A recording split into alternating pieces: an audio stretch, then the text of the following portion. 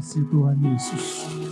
Kami perlu Engkau setiap detik, setiap menit, setiap jam dalam hidup kami. Kami membutuhkan Engkau Tuhan. Sama-sama naikkan pujian. Haleluya. Ya Tuhan, tiap jam ku memerlukanmu. Engkaulah yang memberi sejahtera penuh. Setiap jam ya Tuhan, Engkau ku perlukan. Ku datang juru selamat, berkatilah.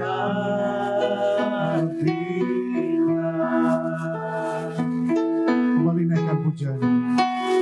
Ya Tuhan, tiap jam kami perlu Engkau.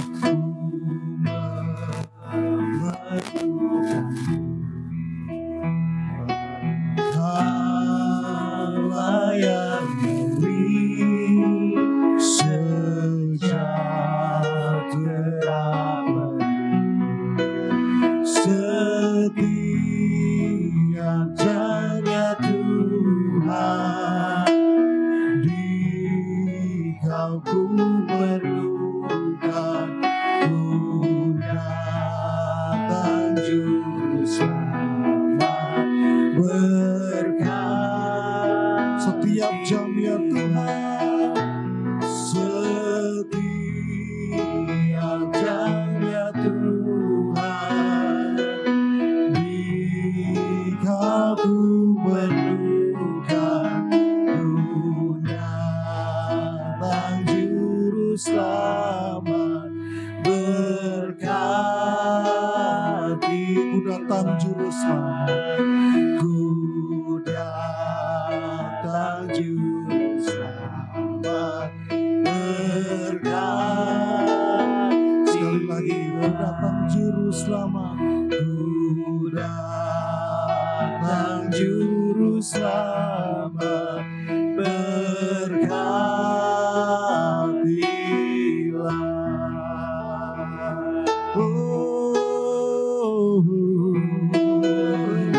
Kami datang ya Tuhan, bawa syukur kami bawa sembah kami Tuhan.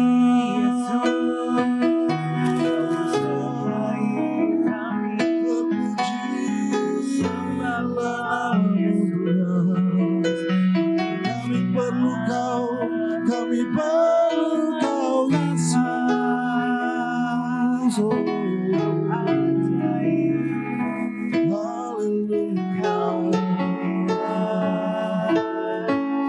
Terpujilah namamu Yesus. Besar setiamu Tuhan.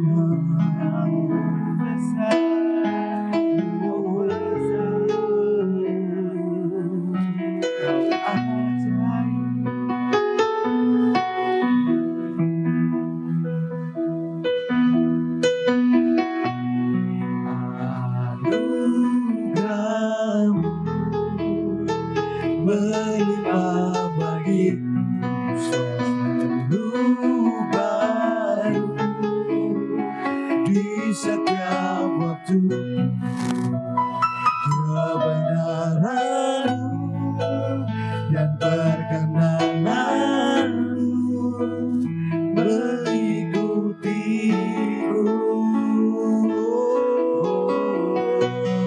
Anugerahmu melimpah bagiku, selalu baru di setiap waktu.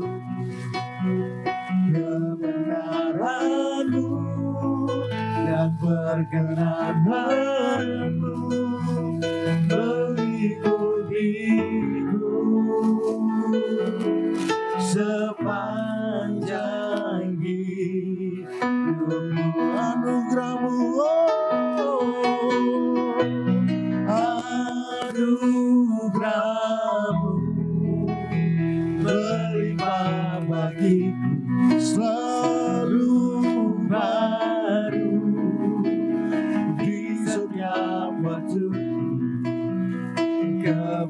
kebenaran-Mu dan perkenanan-Mu mengikuti-Mu. Anugerah-Mu melimpah bagiku selalu baru di setiap waktu. Kebenaran-Mu dan perkenanan-Mu mengikuti-Mu sepanjang hidup. Katakan kebenaran-Mu Tuhan. Kebenaran-Mu dan perkenanan-Mu, kebenaran-Mu dan perkenanan-Mu mengikuti-Ku sepanjang hidup.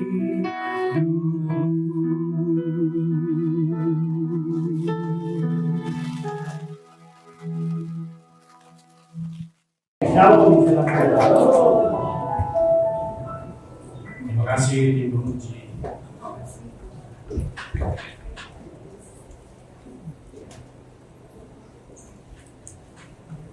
Jam berapa kita? Jam 12.37. Kesaksian kita ya. Oh, kita sudah minta kesaksian. Perasaan udah disaksiin lama.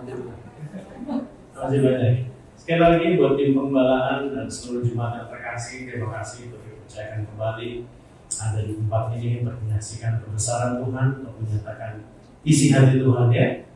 Amin. Siapa yang diberkati hari-hari ini? Luar biasa. Siapa yang memberkati? Oh iya. Anda diberkati untuk memberkati. Siapa yang rajin setiap hari memberkati orang di jalan-jalan? Haleluya. Shalom Pastor. Iya, tadi sempat stuck sedikit ngantar mama ke nemenin mama di lantai 2. Ada 20 pasang dia. Jadi saya bilang 20 pasang. Hari ini ada tema yang sangat bagus. Apa kita kasih tutupan divine nature. Bapak Ibu pernah tahu apa itu divine nature? Ya? Iya, kodrat? Wah, keren banget. Ya udah, Ibu udah tahu. Kita bisa bertanya ya. Iya, kodrat ilahi. Apa itu kodrat ilahi? Kira-kira apa itu divine nature? Kodrat ilahi Anda sama Kristus sama atau tidak? Hah? Beda. Kiri sama, siapa yang setuju sama? Iya, yang kanan ya sama ya. Sebetulnya kodrat ilahi itu tadinya sama. Kita buka Kejadian 1 ayat 26. Semua orang pasti sudah tahu ayat ini. Kejadian 1 ayat 26. Ini adalah kreasi atau rancangan kita yang diberikan oleh Tuhan di dalam kehidupan kita. Kita live ya Mas Ray? Oke, kita menyapa jemaat yang live di YouTube. Ya? Oh enggak live. Oh enggak ada. Oh, biar aman ya. Pada takut ya kalau saya live ya. Ya, Kejadian 1 ayat 26. Berfirmanlah Allah atau Elohim, baiklah kita menjadikan manusia menurut gambar dan rupa kita, supaya mereka berkuasa atas ikan-ikan di laut dan burung-burung di udara, dan atas ternak dan atas seluruh bumi, dan atas segala binatang melata dan merayap di bumi. Ini sangat luar biasa, di mana kita dirancang. Gambaran Anda coba tengok kanan kiri dulu. Aku melihat Yesus di wajahmu. Ayo tengok kanan kiri, sampaikan itu. Aku melihat Yesus di wajahmu. Coba. Nggak ada yang mau tengok-tengok. Siapa yang tengok boleh?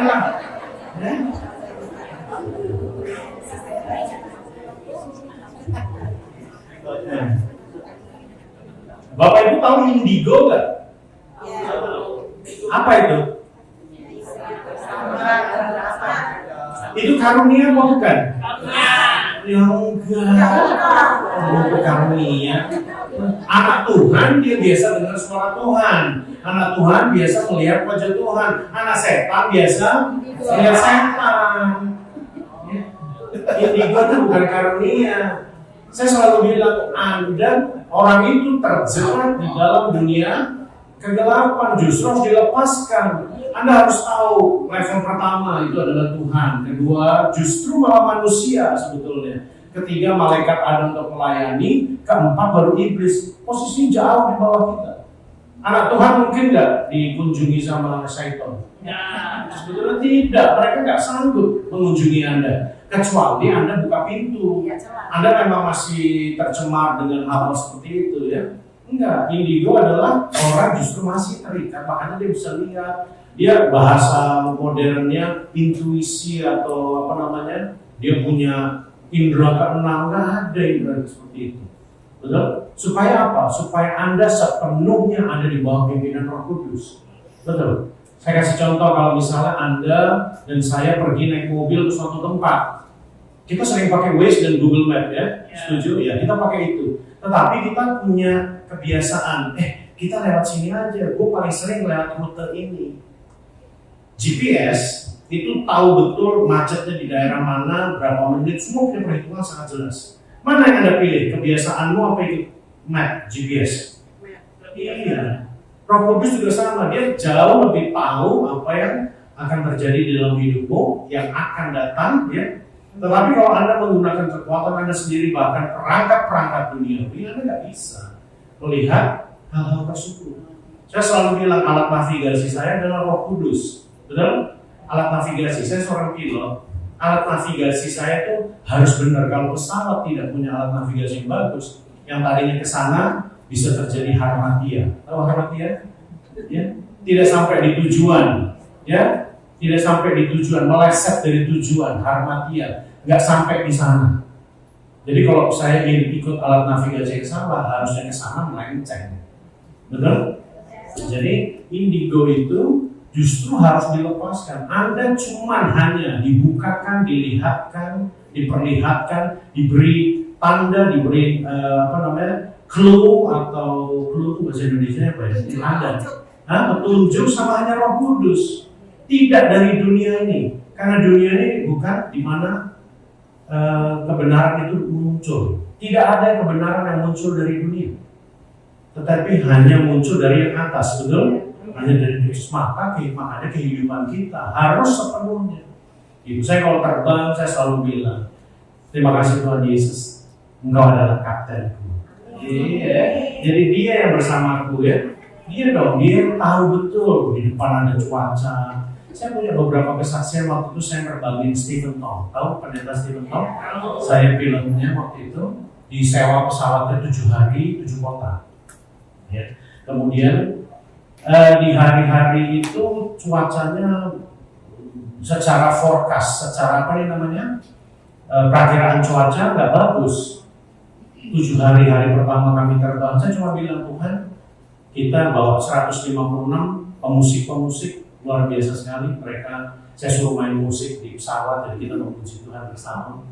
Di situ saya lihat awan gelap, saya bilang, mana ya Tuhan?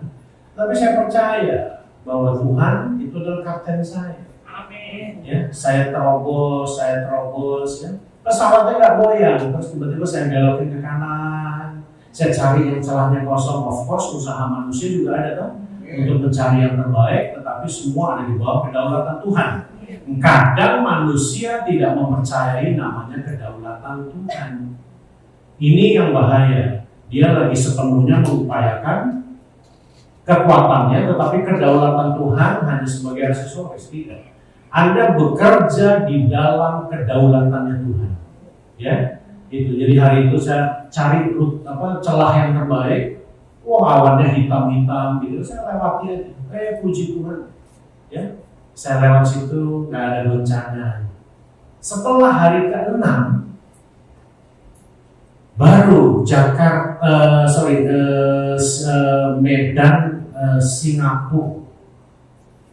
Medan Singapura justru malah keadaannya cerah, awannya cuma satu besar tapi jauh sekali. Di situ kami ngalamin goncangan. Aneh ya? Itu ada suatu saat di mana saya masuk ke Balikpapan, hujan di Balikpapan, hujan di tempat saya, awannya gelap, tapi kami lancaran, ujian kami naikkan. Terus saya bilang, Tuhan, ini jangan sampai delay, karena ada konser kan, di setiap kota ada konser, ada segalanya. Jangan sampai delay. Apa yang terjadi? This is real. Ya, saksi matanya kopilot saya. Pada saat saya bilang, Tuhan, Kau yang buka jalan. Saya masuk aja pakai alat penuntun navigasi daripada yang di darat. Kami masuk, ini landasannya, kami masuk dari sisi sana. Masuk. Itu saya ngelihat tuh awan tuh terbelah gitu, keren banget. Di Balikpapan yang tadinya hujan lebat berhenti sampai saya mendarat. Keren gak? Keren ya. Mendarat, saya jalan ke parkiran, hujan lagi. Beri tepuk tangan buat Tuhan. Kadang-kadang kita tuh gak mempercayai bahwa kebersamaan Tuhan, penyertaan, tidak hanya penyertaan, tetapi engkau dihidupi Tuhan, Tuhan engkau hidupi, itu kadang-kadang kita gak percaya. Ini yang disebut dengan divine nature, di mana Anda kembali kepada kodratnya. Untuk apa? Anda sepenuhnya di bawah kehendak Tuhan. Ya, semua isi hatimu, coba bilang, taruh tangan kanan di dada, coba. Semua coba. Ya. Angkat tangan kiri ke atas, tangan kiri Pak, itu tangan kanan. Ya, bilang sama Tuhan, ini hatinya Kristus. Gitu dong. Jadi semua apa yang ada dalam benak, bilang Tuhan, pegang kepala, Tuhan, apa yang ada pada benakmu, ada di benakku. Itu namanya divine nature. Anda sepenuhnya milik Dia. Ya, jadi hatimu kan lucu. Kita perjamuan kudus ya Pak Hari ya, perjamuan kudus pakai darah, pakai daging, benar-benar makanan dan minuman. Tapi kelakuannya nggak sama dengan isi darahnya. Loh, ini benar Bang. Kalau Pak Hari suka bilang jangan makan anjing, ntar bubuk. Ya kan di rumah apa ada anjing galak kata Pak Hari itu ya. Kok ganti, biasanya anjing kenapa foto istri gitu ya, apa istri galak, ya kan? Perjamuan kudus ya, makan darah dan minum darah dan makan dagingnya Yesus, tapi kelakuannya nggak sama. Ini bagi saya ada yang salah nih. Ya, bilang kanan kiri, jangan salah. Iya ya, oke. Colek lagi, jangan galak. Jangan gigit-gigit ya. Aduh, ini benar-benar ya. Tapi saya yakin di sini nggak ada ya. Ya semua adalah divine. Hatinya Kristus, pikirannya Kristus ya. Yang tadinya manusia jatuh di dalam dosa, ini sebelum jatuh dalam dosa, rancangan, kepemilikan, seluruh apa yang dimiliki Tuhan ada pada Adam dan Hawa. Tetapi setelah jatuh terpisah, goodbye. Engkau terperangkap oleh dosa di bawah kuasa daripada kuasa si iblis. Itulah kenapa Yesus datang untuk apa? Mengembalikan Anda kepada the divine nature yang sesungguhnya, betul? Bukan agama, bukan lagi tentang apa? Kita yang diciptakan, Dia pencipta, sudah tidak itu, melebihi itu. Bahwa kamu tahu nggak sih bahwa kamu adalah bagian. Ini luar biasa. Ini yang tidak didapat di ajaran agama apapun. Apa yang menjadi milik Tuhan, apa yang menjadi benaknya Dia, hatinya, segala atribut kerajaan surga dan ilahi ada padamu. Makanya saya selalu bilang, apa yang kurang lagi? Kalau kodrat ilahi itu harus disamakan dengan kepentingan-kepentingan dunia yang receh ini. Kecuali Anda masuk surga, saya selalu ingatkan waktu itu di sini juga, kecuali Anda masuk surga, dibutuhkan harta sekian banyak, urutan, ya kan? Yang dompetnya tipis belakangan, yang dompetnya tebal duluan. Ya, nggak ada. Kenapa Anda harus pusing dengan perkara ini? Anda dikasih kuasa, betul atau tidak? Iya, Anda kan berjalan bersama Tuhan, di dalam Tuhan. Nggak ada Tuhan di samping. Tuhan di samping kita tuh artinya apa? Ini zaman perjanjian lama. Ya, pada saat Daud berdosa, dia bilang, yuk kita buka Mazmur 51. Dia begitu buka Mazmur 51, yang dia bilang, Tuhan jangan ambil roh daripada ku itu ditakuti sama sama Daud.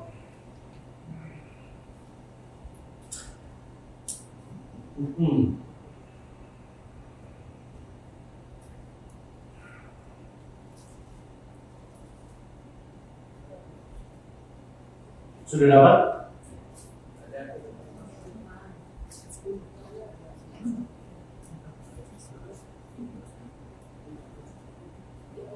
Ayat 13. Ya. Pintar. Ayat 13. Janganlah membuang aku dari hadapanmu. Waduh, ini luar biasa. Janganlah mengambil rohmu yang kudus daripadaku. Ini sangat luar biasa. Daud yang paling dia takuti kalau ini undur diri. Ini cara konsep perjanjian lama. Tuhan naik turun, ya, surga diurapi, dia datang, dia buat kesalahan, pergi lagi. Ini sesuatu yang Daud tidak ingin. Kenapa? Dia tahu siapa dia sebetulnya. Walaupun sifat di perjanjian lama jauh berbeda dibandingkan era perjanjian baru. Ya, di perjanjian baru itu sudah menjadi ketetapan dia nggak milih tempel. Tempel itu tempat baik di mana Efesus 2:22 tempel, ya, di mana dia meletakkan dirinya, ya, assemble dirinya di dalam Anda dan saya. Dan itu tidak bisa dicabut lagi. Itu menjadi suatu ketetapan. Ya. Tujuan daripada ini bukan berarti Anda dan saya bebas melakukan dosa, kemudian anugerah itu tercurah, nggak bisa. Justru karena dia tahu bahwa engkau adalah baiknya yang kudus. Bilang kanan kiri, aku baik yang kudus. Aku baik yang kudus. Kamu juga baik yang kudus. Berperilakulah seperti kodrat ilahi itu. Setuju? Gak ada yang setuju. Setuju apa enggak? Setuju. Oh iya, setuju. Ya, jadi di dalam dia, dia kita baca ya, di dalam dia tumbuh seluruh bangunan rapi tersusun menjadi bait Elohim yang kudus di dalam Tuhan. Di dalam dia kamu juga diturut dibangunkan menjadi tempat kediaman. Dia memilih tempat yang terbaik untuk dia bertata di dalam dirimu. Sayangnya, bilang kanan kiri, sayangnya. Orang Kristen tidak berperilaku seperti Tuhannya. Bilang kanan kiri, nggak ada bedanya. Sama sebelah. Iya. Perilaku Anda minum darah, ya perilakunya darah dia, betul atau tidak? Makan darah Yesus jadi serupa, makin serupa dengan Yesus. Ya, itu artinya Anda mulai diproses, dikembalikan kepada kepenuhan ilahi, dipenuhi oleh Dia langsung. Tetapi ini tidak dihidupi. Saya ya saya, ibadah ya ibadah. Nah ini dia nih, betul? Harusnya kita ini adalah orang yang mengalami pembaharuan, bukan pembaharuan hanya dari segi-segi pendidikan, dari segi-segi edukasi, enggak. Pembaharuan secara ilahi di dalam dirimu. Orang bertindak, orang mikir, orang berkata-kata, ininya jelas terpaut dengan alat navigasinya yang disebut dengan Roh Kudus. Iya dong, cara pandang, cara pikir, harusnya kita tuh sudah di situ. Kalau ditinjau dari umur dan usia, kita ini seharusnya semuanya jadi pengajar. Sekian puluh tahun jadi orang Kristen. Kapan kita harusnya sudah di saatnya sudah seperti itu? Artinya apa? Hidup sebagai Kristus. Kenapa sih? Ini menjadi suatu ketetapan, Bapak Ibu. Kenapa kita diperhadapkan kepada suatu penderitaan? Karena Kristus juga menderita, kita juga ikut menderita. Supaya apa? Supaya engkau tahu betapa berharganya engkau di mata Tuhan.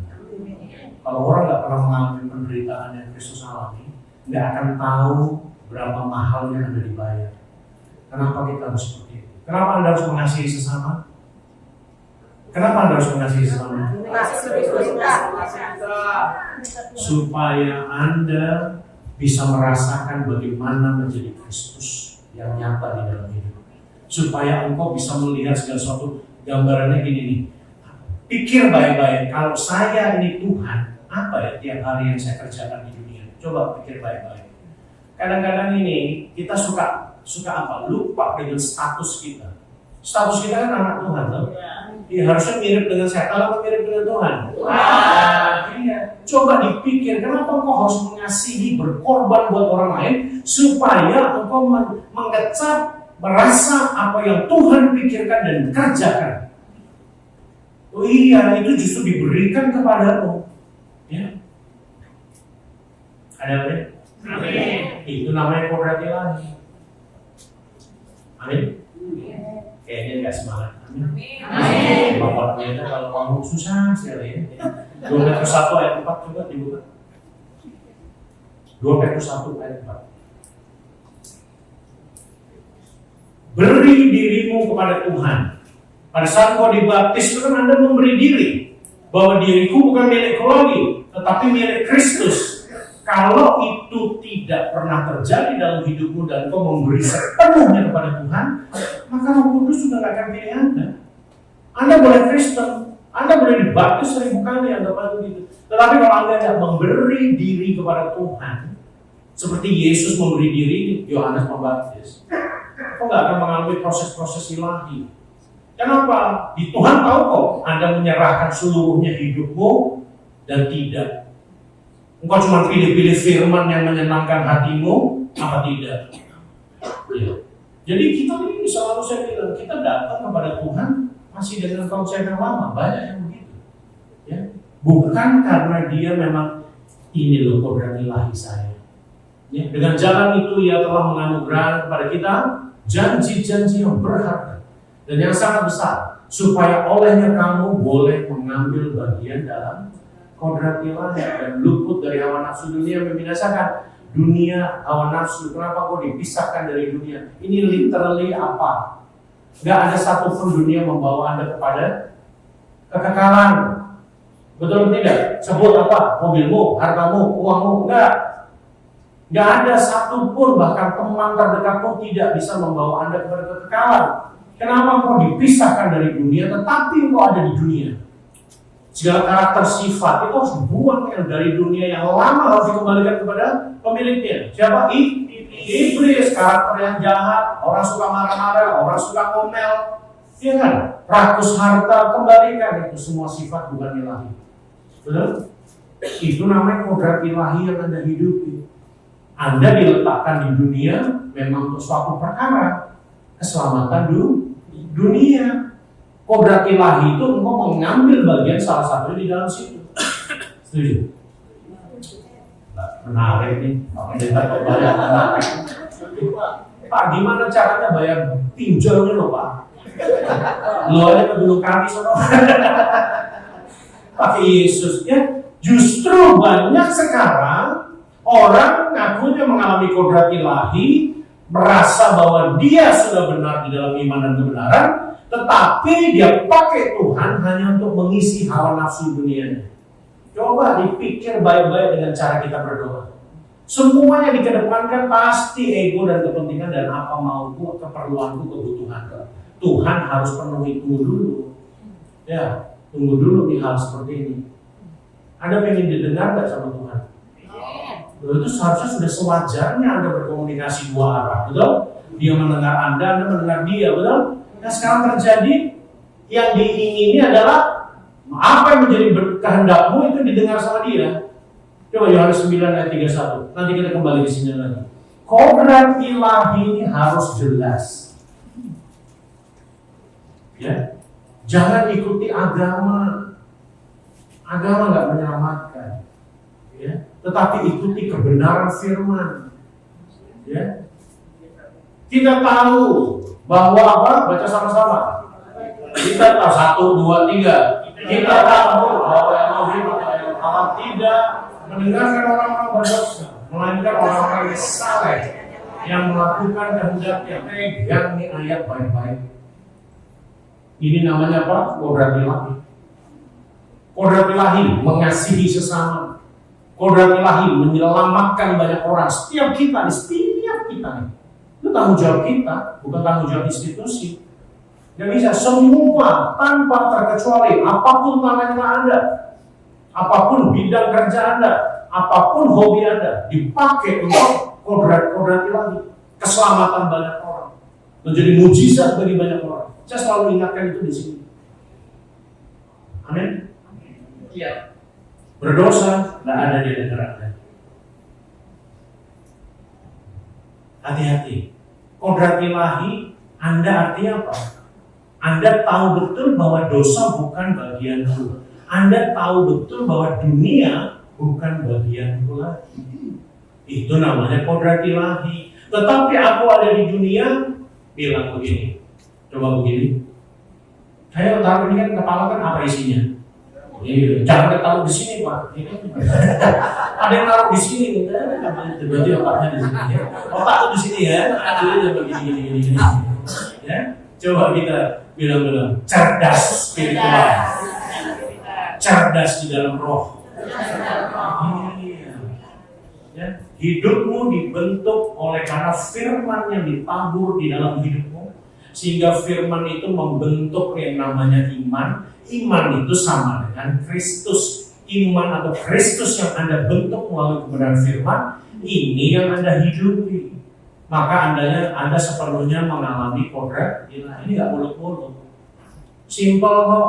Anda pengen tahu hal-hal spiritual yang luar biasa, isi aja dirimu dengan firman. Nanti firman akan bekerja dalam hidupmu.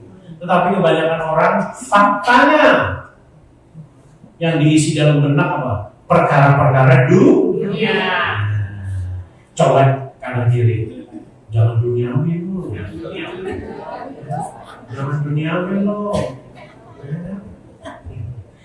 Nih, nanti kalau ada pertanyaan, Pak, jadi kita nggak boleh kaya. Boleh. Tapi Anda sanggup nggak mengelola kekayaan Anda untuk kemuliaan Tuhan? Jangan kaya aja. Ya kan? Karena udah pasti kaya itu udah jerak. Harta itu udah pasti jerak. Saya selalu ngomong itu di sini, kenapa? Atau di tempat lain, kenapa? Orang lupa, itu hanya alat untuk Anda dengan kodrat ilahi dikelola untuk kemuliaan-kemuliaan. Betul? Yang ada setuju. Dia punya harta itu dikelola untuk kemuliaan Tuhan di dalam hidupmu, mengubah orang, menolong orang, menjadi solusi. Betul? Iya. Itu harusnya kehidupan Anda setiap hari. Setiap hari Anda keluar mengasihi sesama. Setiap hari yang kedua Anda memberitakan nama Yesus, itu setiap hari. Nggak program mingguan, nggak program bulanan, nggak program tahunan.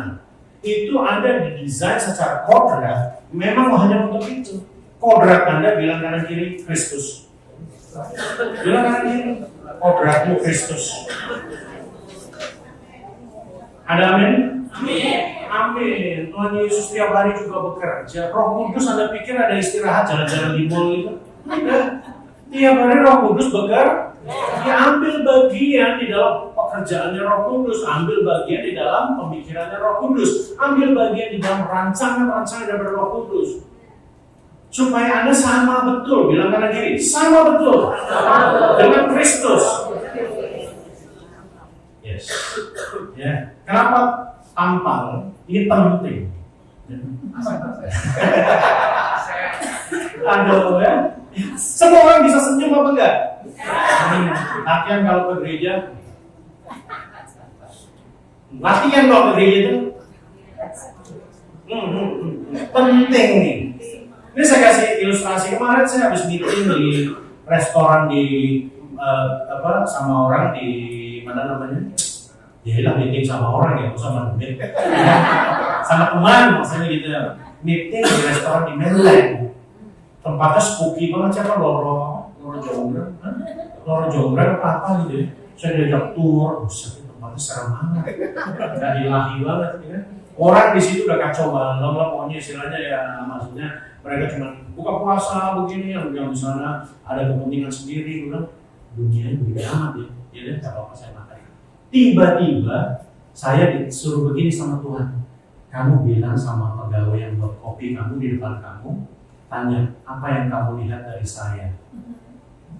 Wah, Bapak bisa aja nih Pak ya. Bapak harusnya nggak bisa menilai. Enggak. Kamu pasti bisa. Terus saya tanya, kamu lihat apa di saya? Saya juga nggak tahu, kenapa Tuhan suruh saya bilang. Jawaban dia, yang pertama, saya melihat Bapak itu welas asih. Apa itu?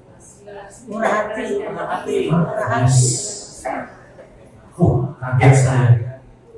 Terus yang saya lihat lagi, Bapak ini lemah lembut tapi tegas.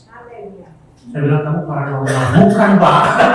Aku disuruh lihat Bapak hari ini, lihat secara fisik. Could you imagine? Itu yang saya sebut gini loh. Yesus itu harus nampak di dalam hidupmu. Ya, ya. Nampak di dalam raut muka. Coba saya jadi penonton dulu, Bapak Ibu. Aduh, Bapak deh. Kayak mau ngajak ribut ya. Ini kan raut muka itu penting. Tengok kanan kiri, raut muka penting. Ya. Raut muka itu penting gitu loh. Jangan emang Yesus adalah Tuhan. Yesus adalah Tuhan. Tapi tampaknya ngeselin gitu. Biasain anak Tuhan itu cerminannya Yesus itu keluar. Itu seumur hidup aku disuruh Roh Kudus tanya sama orang itu untuk apa, nguji aku benar apa enggak ya. Oh, saya bilang terima kasih Tuhan. Ya, makin giat aku senyum, makin giat aku terima kasih ya. Walaupun nggak pakai make up gini kan, tapi tetap keren ya. Ya, ya, biasain senyum ketemu orang, ya kenal tuh. Enggak, jangan takut dibilang gila. Iya, jangan takut dibilang gila, enggak. Senyum itu Indonesia ini kekurangan damai, Anda tahu nggak? Ya, Indonesia ini kekurangan damai, dunia ini kekurangan damai. Anda loh pembawa damainya. Ya, jangan malah pembawa masalah. Ya, ada apa? Saya bilang terima kasih Tuhan. Semakin nyata, bukan aku lagi yang hidup di dalam Guru, tetapi sudah tahu kerjain gitu ya. Jadi firman itu jangan sampai hanya teori, Anda tahu banyak tapi nggak dibuat. Dibuat dong. Memang berat awalnya senyum sama orang. Ya. Tadi saya ngantar ibu saya ke toilet, jalan tiba-tiba ada pembersih cleaning service. Pak mau kemana? Oh saya mau cari ibu saya mau ke toilet. Oh Pak, di lantai 2 bersih, gini. Oh diantar saya. Terus saya tanya, Bapak, dia bilang, Bapak mau kemana? Oh saya mau ke lantai 3, ada gereja. Ayo Mas, datang saya ada begitu. Ya di sana ada makan-makan, ada makan-makan. Aku ingatnya ada makan-makan ya, biasanya ada makan-makan. Nanti pas kita makan-makan di sana.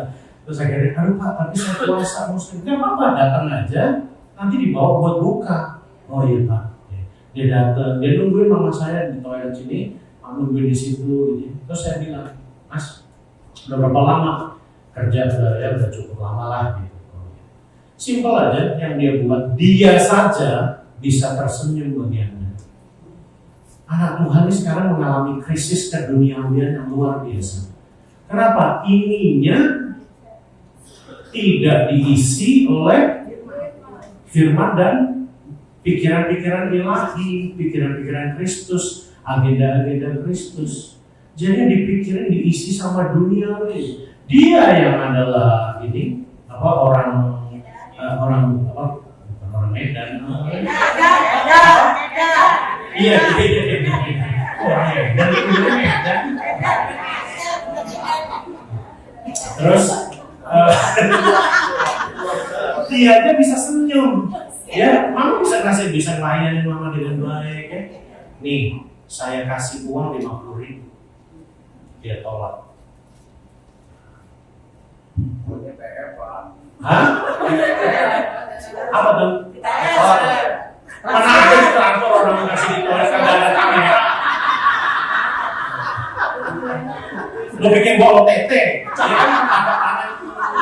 Ya enggak Pak. Ya kan dia suruh transfer rekeningnya nggak punya kan ya. Tapi mentalitasnya Anda tahu nggak? Hah? Saya sampai ya ampun malu banget, gue mau ucapin terima kasih. Mama ngasih juga, ditolak juga sampai dipaksa sama mama, diteriakin sama ibu, gue langsung siap. Ya, saya kasih akhirnya Pak, jangan dong Pak, ini buat buka puasa nih. Saya nanti ada ibadah datang aja Pak dengan firman di situ. Tapi saya Muslim nggak apa-apa, Yesus ada di Quran juga kok Pak. Jadi masih gini loh, orang dunia aja bisa tersenyum bagi kita. Jadi itu luar biasa. Kenapa banyak orang Kristen kayaknya hidup ini di dunia ini terlalu nyata sehingga Tuhan itu nggak nyata, Roh Kudus hanya teori. Iya. Kenapa? Kenapa banyak begitu? Perkara hidup. Semua orang juga susah, nggak hanya lo aja yang susah, gue juga susah. Semua orang kali. Tetapi kalau itu yang dikedepankan dalam hidup ini, kok nggak akan pernah dipakai Tuhan, betul?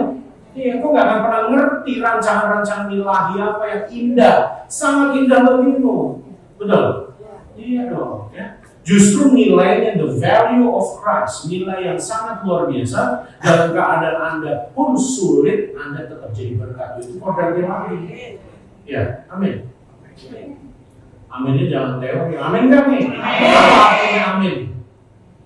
Bukan Rais, amin. Oh, nggak masuk. Aku bisa. Emang nama itu kan dia doang yang punya.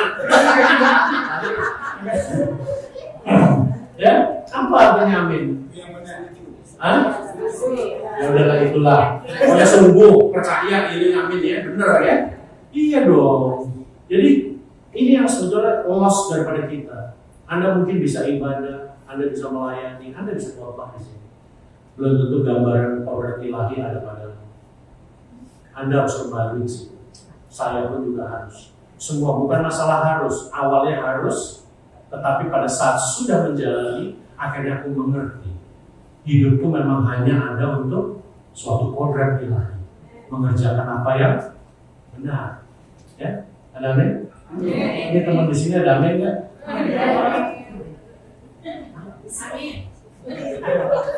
Yakin bu? Nah, yakin. 1 Petrus 1 ayat 7.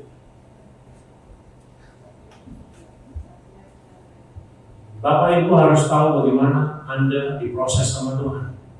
Ya, maksud semua ini ialah untuk membuktikan kemurnian imanmu yang jauh lebih tinggi nilainya daripada emas yang fana atau hal-hal duniawi yang luar biasa juga, yang diuji kemurniannya dengan api sehingga kamu memperoleh puji-pujian dan kemuliaan dan kehormatan pada hari Yesus Kristus menyerahkan dirinya.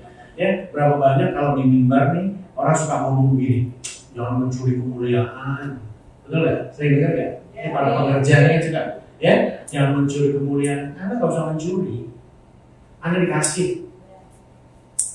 Anda tuh dikasih, ya, memperoleh puji-pujian, kemuliaan, kehormatan pada hari Kristus menyatakan dirinya. Loh, ini dianugerahkan kepadamu. Hiduplah secara terhormat, bilang kanan kiri, hiduplah secara terhormat. Bukan gila hormat, bilang kanan kiri, bukan gila hormat. Ya. Kalau Anda mau gila hormat, tiap hari pagi begini, di pinggir jalan. Hormat, ya, itu gila hormat, ya, dihormati orang. Ya, kehormatan, ya. Sesuatu yang Tuhan itu gini. Saya selalu share sama tim saya, sama teman-teman saya bilang, buat sesuatu yang membuat Tuhanmu terpesona dengan hidup. Amin. Nah, iya dong. Terpesona itu dalam memikirkan tentang kehidupan dunia, walaupun Anda ada di dunia. Kenapa? Anda tahu Anda berjalan bersama Tuhan, apapun yang Anda kerjakan akan menghasilkan sesuatu yang baik. Ya, bukan itu fokus kita, tetapi fokuslah pada buat Tuhan itu kalau melihat Anda, ini orang kayaknya dikasih apa ya malaikat? Kat sini Kak. Ini orang kagak pernah minta, ini orang nggak pernah rewel, keadaannya sulit, keadaannya sakit, keadaannya menderita, tetapi dia masih mengerjakan gambaran kita, gambaran Kristus, ya. Dia masih mengerjakan agenda kerajaan surga. Kira-kira apa sih yang disediakan bagimu? Teman saya jawab begini, Kak, upahmu besar di surga. Setuju atau tidak? Tahu nggak? Kenapa Anda masih cari upah datang sama Tuhan Yesus? Upah Anda itu siapa? Yesus. Itu upahmu. Udah gak ada upah lagi. Upah Kristus menebus hidupmu, mati bagimu, mati bagi kita. Ya, kemudian dia hadir di dalam rohmu, dia tinggal di dalammu. Itu upah yang sangat luar biasa. Udah gak ada lagi upah. Kalau Anda datang sama Tuhan masih cari upah, sekalipun di kerajaan sorga, itu sudah diberikan janji itu semenjak sekarang. Kerajaan sorga menjadi milikmu, ya. Bahkan dirinya yang terbaik aja milikmu, betul? Jam berapa? Saya suka bablasan sih, suka diomelin sama para ahli Taurat. Kalau Pak Hari sih terus gitu. Pak Hari mah gaspol kayak menahli Taurat yang lain kadang-kadang. Sama orang Farisi, orang Saduki kadang-kadang. Aduh kan tadi kelamaan ya, siap. Ya. Udah tau ngundang pilot bekas lain gile ya udah pasti lah. Saya sekarang Pak ini kalau di sini dan jam stres juga saya lama-lama. Suruh bawa kebenaran, suruh khotbah, suruh kesaksian panjang, stres teman-teman ini. Ada media? Jadi nggak ada upahmu telah diberikan di depan. Sehingga Anda mengerjakan agenda kerajaan surga udah nggak milik, udah nggak nyari-nyari apa bisa gue dapat dari Tuhan, ya kan? Nggak ada. Anda ketemu sama sosok yang sangat, gue nggak bisa jelasin, sangat berharga kan? Ya. Dari segala-galanya. Bagaimana Anda kalah sama dunia? Aku juga bingung. Roma 12 ayat 2. Roma 12 ayat 2.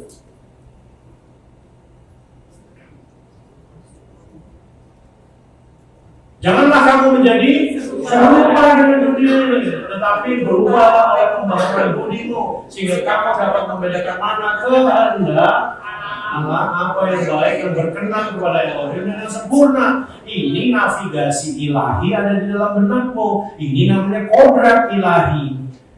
Kok jadi Anda akhirnya terjerat sama dunia? Justru Anda pakai Tuhan untuk Anda menjeratkan diri sama dunia, menikmati dunia. Oh, ini menjadi kenapa kita witness Allah dalam kehidupan. Karena kita nggak tahu sebenarnya kehendak Tuhan apa. Kita diajarinnya dari kecil, pokoknya minta, lu pasti kasih. Nggak begitu Bapak Ibu. Saatnya Anda bukan minta, kata Tuhan, don't worry, gua akan beri. Ayo, beri. Ayo cepet tantangannya mana? Tantangannya dari Tuhan. Beri. Ciri orang bertobat, ciri orang memiliki kodrat ilahi, ciri orang ketemu sama Yesus, nggak kayak pelit. Betul tidak? Aku nggak yakin ya. Amin. Iya, bukan kita ada bukan untuk hal-hal seperti ini. Justru Anda menjadi jawaban bagi dunia. Anda menjadi jawaban bagi orang yang belum ketemu Yesus. Orang yang nggak bisa makan, itu tiap hari banyak di jalan. Simple kok pekerjaan Tuhan. Ingat amanat agung dan perintah agung. Perintah agung saling mengasihi. Amanat agung menyatakan kebesaran Kristus, menyatakan Dia satu-satunya jalan dan keselamatan. Itu yang Anda kerjakan tiap hari, dimanapun, kapanpun.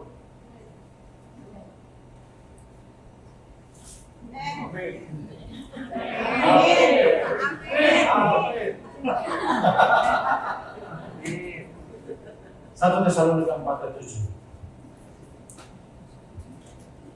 Anda tidak dirancang untuk hidup cemar dengan dunia. Anda tidak dirancang untuk berbeda dengan Tuhan. Bilang karena kita berbeda dengan Kristus. Sama persis. Baca sama-sama ayat 7-nya. 1, 2, 3. Allah memanggil kita bukan untuk melakukan apa yang cemar, melainkan apa yang kudus. Luar biasa. Rancangan Anda, kodrat Anda hanya melakukan apa yang kudus, apa yang mulia, apa yang penuh dengan kehormatan, apa yang baik di hadapan Tuhan. Itu yang Anda kerjakan.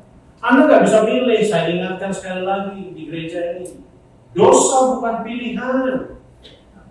Kalau ditanya puasa, ngapain? Menjaga hawa nafsu, gitu. Puasain dosa, nggak bisa. Dosa, orang harus hidup kudus baru bisa namanya puasa. Puasa itu suatu tindakan ilahi keluar yang menjamah orang, mengubah orang, melupakan kepentinganmu, engkau melakukan agendanya Tuhan, itu puasa. Betul? Iya. Kalau puasa masih marah, bohong, apalagi korupsi masih dipuasain, itu bukan puasa. Ya, puasa itu harus hidup kudus dulu. Anda baru bisa puasa. Kalau cuma makan minum itu namanya diet. Ya. sama ngirit, orang puasa sekalipun dia nggak makan, dia tetap masak. Masakannya dikasih ke orang lain. Saya pernah ngomong juga di sini, saya ulangi sekali lagi karena jemaatnya kayaknya berbeda sebenarnya. Banyak domba-domba dari luar kandang. Jadi saya harus ngomongin sama, betul nggak? Iya. Banyak kulihat domba-domba ini, ada domba liar, ada domba. Enggak sama aja semua ya. Semua punya Tuhan ini ya. Betul nggak? Di sini domba semua kan bukan kambing kan. Iya. Ada amin nggak sampai di sini? Sehingga kodrat ilahi pada saat kau menghidupi kodrat ilahi, saya percaya, saya yakin engkau pasti pernah mengalami kesembuhan, engkau pernah mengalami pemulihan, engkau pernah mengalami namanya jalan keluar. Of course, karena engkau dan aku adalah kodrat daripada gambaran di dia. Normal. Gak usah pagi-pagi. Justru Anda pembuat mujizat kok. Loh, ini harus Anda, semua itu tergantung your mind. Kalau Anda saya memang ada untuk mujizat bagi banyak orang, itu akan terjadi. Kalau aku ada untuk keselamatan bagi banyak orang, itu pasti terjadi. Menjadi berkat, menjadi solusi. Saya selalu ngomong 4 hal ini. Ini yang berhubungan dengan kehidupan, ya. Justru Anda lah pembuatnya, karena segala atribut daripada kodrat-kodrat itu sudah ada padamu. Apa yang kurang daripada Tuhan, saya tanya? Anda tahu nggak kurangnya apa? Coba ada yang bisa jawab nggak salah satu? Rubu A, rubu B. Apa yang kurang dari Tuhan bagimu? Apa? Kira-kira apa? Catat Tuhan juga nggak ada. Apalagi yang kurang dari Tuhan, yang nggak ada padamu? Surga punya nggak? Surga punya nggak? Surga punya nggak? Nggak yakin ya, surga punya nggak? Wah, ini masuk surga nih, masuk dunia. Sebelum masuk surga ada lapo di ujung. Tapi lapo Tuhan yang dimakan apa? Ular. Yang menyesatkan Anda itu. Ya, apalagi yang kurang. Surga punya kekudusan dikasih apa tidak? Kemuliaan dikasih nggak? Kehormatan dikasih nggak? Dipuji-puji Tuhan dikasih apa tidak? Iya. Apalagi? Saya selalu bilang mahkota punya. Apalagi penebusan sudah pasti. Ya, apa dong yang nggak punya? Nggak ada. Nggak ada satupun atribut dia yang nggak ada padamu. Semua dijanjikan. Ya. Tetapi jangan abusing. Kalau abuse, menyalahgunakan atribut hanya untuk kepentingan dunia, kepentingan hawa nafsu, bukan ada nafsu, ya hawa nafsu. Iya ya, kagak ada nafsu, hawa nafsu yang ada.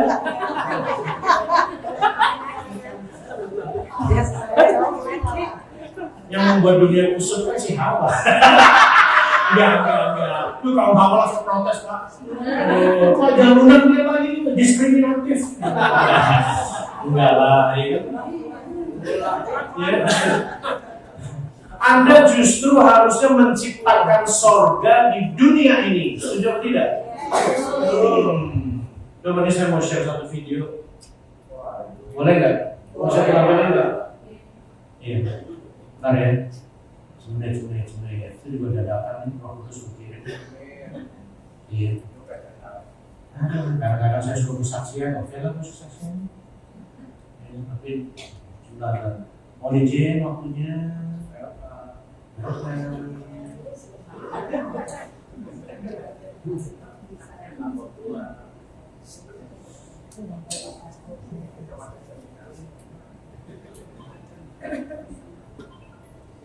Dari prosesnya. Bapak Ibu, pada saat saya berjalan bersama Tuhan, hal-hal yang sebetulnya kalau menurut orang awam spektakuler, tetapi sebenarnya bagi kita itu hal yang biasa. Karena kita tahu dia Tuhan yang luar biasa. Karena gini, Anda harus membiasakan diri bahwa Tuhan itu memang luar biasa. Jadi kalau ada hal spektakuler nggak usah heran. Ya, yang Anda buat pun harusnya spektakuler di mata orang, betul nggak? Iya. Ya, pada saat Anda menjadi jawaban bagi orang bisa heran. Mas dari saya kasih juga akhirnya begitu. Alhamdulillah. Ya, Tuhan Yesus mengasihi. Amin. Ya. Maksudnya apa? Itu hal yang simpel tapi spektakuler bagi orang. Mungkin cleaner nggak pernah ada yang ngasih segitu kali, kasih 5.000, 10.000, 20.000 masih mau nggak? Sesuatu spektakuler kamu buat orang bisa melihat hanya ada Kristus di dalam diri seseorang. Sudah Bu? Ya. Waktu saya diisi bensin di mana sih posisinya? Oh, Plaza Senayan di belakang. Jadi tahun 99 saya lagi pelayanan di Pamulang. Saya naik mobilnya orang tua saya, waktu itu pakai Volvo lama, cc-nya gede, boros. Bensin itu kondisinya udah E itu berarti tinggal 8 literan, 10 maksimal ya. Dari Jatiwaringin, Jakarta Timur sampai di Pamulang ujung dunia itu jauh sekali. Ini jauh banget. Ceritanya pelayanan masih samper orang dulu di Kuningan, baru ke Pamulang karena supaya nggak pengen terlambat. Sampai di sana on time, masih ada waktu untuk latihan preparation, terus kita mulai. KKR selesai jam 9 malam. Wow, ngobrol-ngobrol setengah jam langsung jalan pulang. Wah, euforia kita di mobil. Ada di podcast salah satu teman saya menjadi saksi duduk di sebelah saya waktu itu. Di Irma Jun, tahu Irma Jun nggak? Ya, generasi yang senior pasti kenal. Ya? Manado ya? Penyanyi rohani. Iya, penyanyi rohani. Dulu rohani terus Manado rohani. dia. Iya. Jadi singkat cerita, saya lagi jalan sama dia, wah pokoknya tadi ada orang di jamaah, ada orang bertobat, luar biasa lah hasilnya. Saya lupa isi bensin. Sampai suatu saat 200 meter jadi setelah Plaza Senayan, saya belok ke kanan, 200 meteran sebelum hotel atlet saya mati di situ mesinnya. Kaget. Terus saya coba lagi, kenapa ya? Masih nggak sadar kalau saya lupa isi bensin. Terus saya lihat, saya coba-coba nggak menyala, terus saya lihat, oh Tuhan, udah di bawahnya begini. Bawahnya gini. Ya, nggak ada bensin. Ya biasa dong, lamar anak muda kan. Di depan ini saya buka tangkinya, saya dengerin tuh ada air kagak, ada bensinnya nggak? Kayaknya nggak ada. Saya buka kap mesin, kan waktu itu mesinnya sistemnya injection, tidak pakai karburator. Jadi ada pompa yang dorong dari tangki bensin sampai ke mesin, itu ada pompanya. Pas saya cabut, udah cuma angin. Oh Tuhan, emang nggak ada. Aki saya udah mulai soak karena udah puluhan kali saya coba nggak bisa. Akhirnya saya diam, kami keluar. Jam 10.30 malam. Jam 10.30 malam itu tahun 99 apa 2000 saya agak lupa. Nah itu saya baru bertobat setahunan, 1,5 tahunan saya baru bertobat saat itu. Terus saya bilang begini, nggak ada aplikasi Grab, nggak ada taksi yang lewat, udah gelap di situ. Gimana ya, mobil tinggal sini dimarahin babe kan? Saya pikir udahlah. By the way, kan kamu ulang tahun tuh. Jadi kejadian itu pas di hari ulang tahun dia. Kamu minta dong sesuatu sama Tuhan. Ya namanya Hawa ya, bisa minta apa sama Tuhan gitu ya. Minta apa? Dia pikirnya tas. Ada hadiah. Emang kawan satu ini ada. Ya minta bensin, minta apa gitu. Minta bensin orang lagi kritis begini. Oh, dia kayak nggak percaya gitu. Ada dia aja loh. Saya bilang, nothing tulus. Nah, iman nothing tulus itu sudah nggak pernah saya pakai lagi. Karena saya baru mengenal Yesus dengan benar. Ya, itu dulu masih nothing tulus. Coba aja siapa tahu kan gitu. Dan kita balik ke mobil. Doa saya di mobil sama dia berdoa. Berdoa ya Tuhan dimuliakan namamu. Yang kedua, Bapak, saya tahu saya salah. Nggak ngisi bensin, saya benar-benar lupa. Ketiga, saya bilang begini, kalau boleh, saya minta bensin secukupnya aja sampai di pom bensin. Yang keempat, biar kehendakmu yang terjadi. Yang kelima, in the name of Jesus. Amin, udah.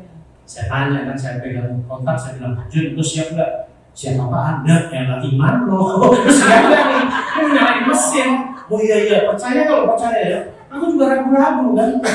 You know what happened? Kira-kira saya kontak, nyala nggak mobilnya?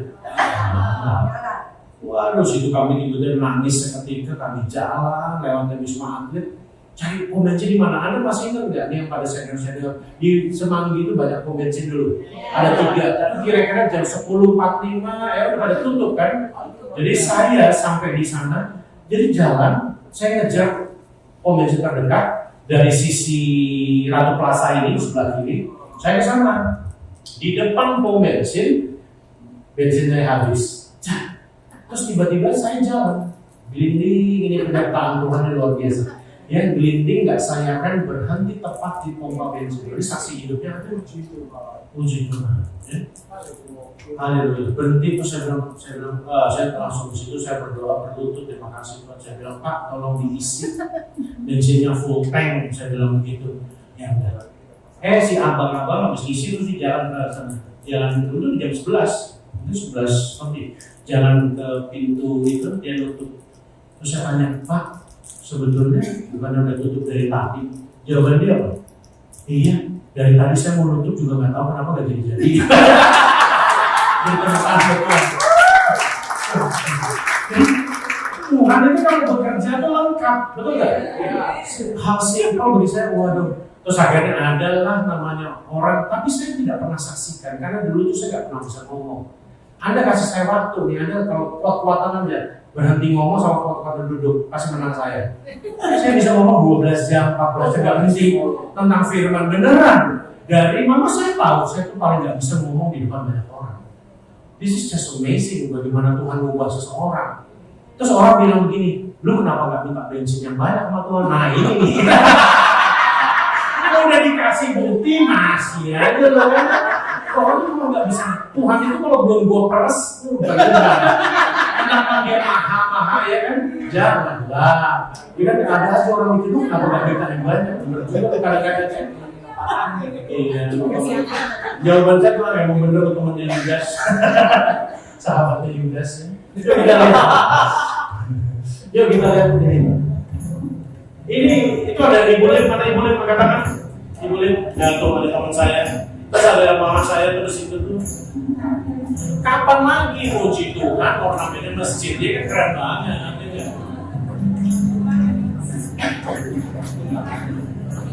Di bulan hari ini saya kerjakan sudah hampir mau 6 tahun atau Juni. Malam hari ini takbiran, kami lagi pingin hari ini takbiran apa besok. Kalau takbiran besok, hari ini kita buat hari Kamis di jalan. Apa yang kita kerjakan di sini? Kita menunjukkan Yesus kepada banyak orang. Kita nyanyi proclaim the name of Jesus. Kita kasih makan orang di pinggir jalan dengan nasi 100 box. Kemudian apa? Kita datangi orang, mungkin butuh didoakan, butuh apa aja. There so many things that we can do. Kita bukan ibadah. Kita di sini membawa hadirat Tuhan di tengah dunia yang gelap.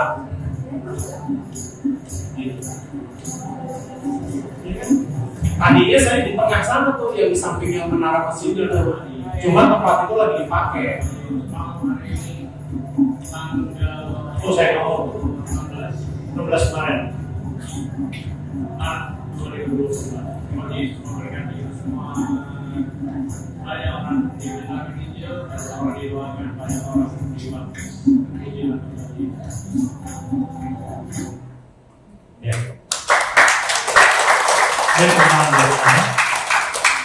Ini hal simpel yang kami buat. Mama saya juga selalu hadir setiap Senin. Kami tahu nggak kenapa harus bawa mama saya? Enak. Kalau ada preman datang FPI, sungkan loh. Saya siap. Om nyak gue jadi tameng. Iya. Saya mau menghibur Tuhan di jalan aman kita, ya. Tapi bukan berarti saya nggak ngalamin macam-macam, banyak macam-macam. Tetapi Tuhan bukan jalan atau tidak? Bukan. Saya nggak pernah lari dari situ, nggak pernah absen selama hampir 6 tahun. Semenjak COVID, Jakarta sepi, saya di pinggir jalan. Memproklamasikan nama Yesus, orang harus tahu bahwa Yesus itu benar-benar hidup. Dia adalah solusi satu-satunya. Amin. Iya, itu namanya Anda menghidupi kodrat ilahi. Ya, siapapun boleh hadir. Saya undang pastor kalau mau hadir.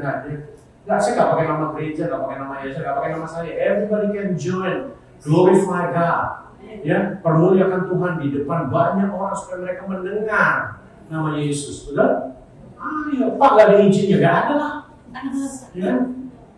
Justru tempat saya itu yang sering dipakai kemarin ada Natalan.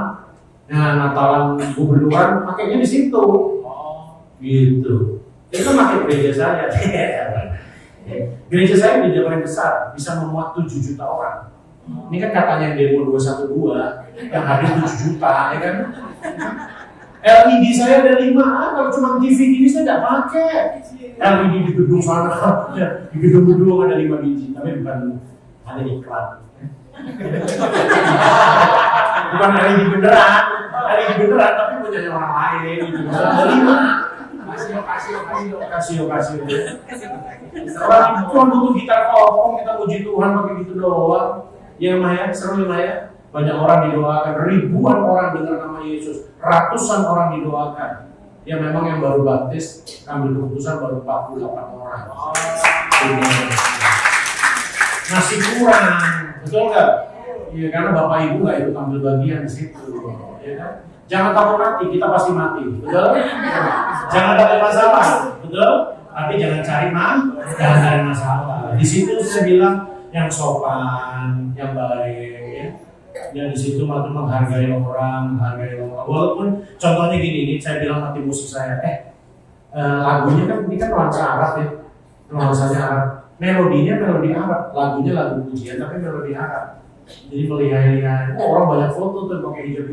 Setelah dengar nama Yesus disebut, oh Yesus sih. Tapi kan menjaga videonya, oh Yesus sih. Udah lagi joget-joget aja deh.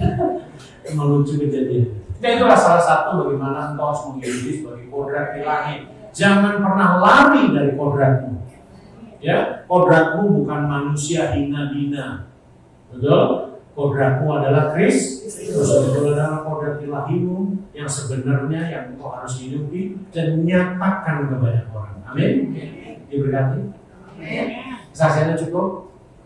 Ya, Tuhan Yesus memberkati. Mari kita bangkit berdiri. Ya, mari kita tundukkan kepala kita. Terima kasih Tuhan untuk ibadah mujizat zaman now ini telah selesai. Kami juga ingin berdoa Tuhan berkati program ini bisa berjalan lancar, bisa menjadi berkat bagi banyak orang. Berkati juga setiap netizen, setiap orang yang telah menyaksikan acara ini, agar hidup mereka juga mengalami zaman lawatan kuasa Tuhan. Yang sakit Tuhan sembuhkan, yang terikat Tuhan lepaskan, yang mengalami pergumulan masalah, Tuhan berikan solusi dan jawaban atas hidup mereka. Terima kasih Tuhan Yesus. Berkati juga setiap keluarga mengalami damai Kristus. Selalu ada damai, selalu ada saling mengampuni, saling mensupport Tuhan. Berkati juga yang anak-anak juga dalam studi sekolah bisa sampai jenjang S3 di dalam dan luar negeri dapat beasiswa.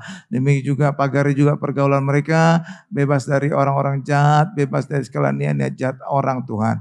Diberkati juga Tuhan Gereja Mount Hermon agar bisa menjadi saluran berkat bagi Tuhan bagi setiap jemaat yang hadir. Bahkan juga acara online ini bisa menjangkau sampai ke ujung bumi. Sehingga amanat agung Tuhan Yesus terjadi, terlaksana.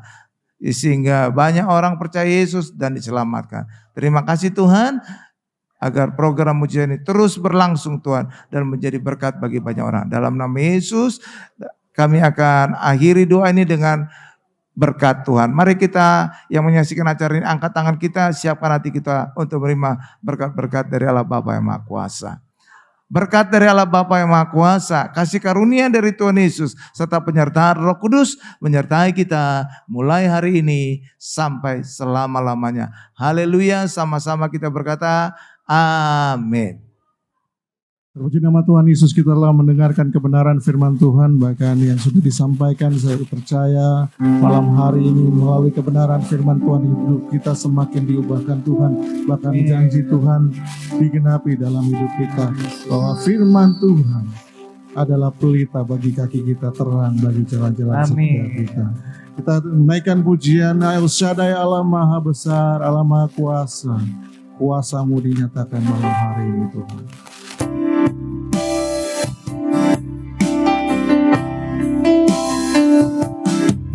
El Shaddai, El Shaddai, Allah Maha Kuasa,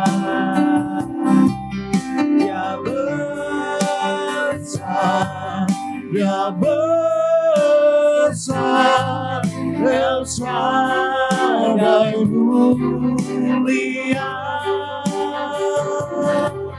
El Shaddai, Shaddai, El Shaddai, Allah Maha Kuasa, berkatnya melimpah, El Shaddai, berkatnya melimpah, berkatnya melimpah, El Shaddai.